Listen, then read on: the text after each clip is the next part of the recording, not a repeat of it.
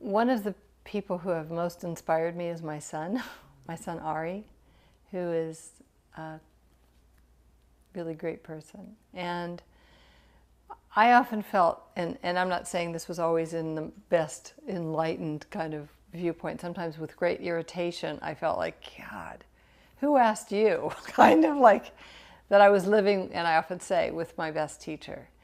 Because my love for him was so enormous, so impossibly big. And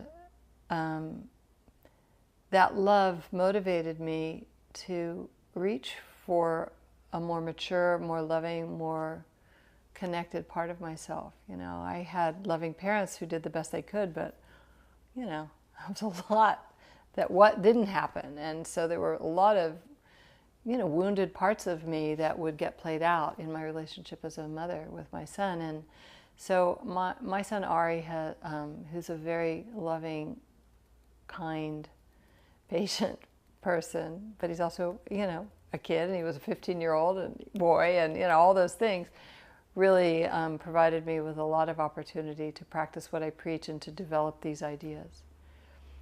Beyond that, you know, I think I've just been exposed to some really wonderful parents whose love and patience and kindness has reminded me of what food that is for a child. Like that we sometimes forget how our kids flourish with just a warm smile or embrace, you know, and that's helped me understand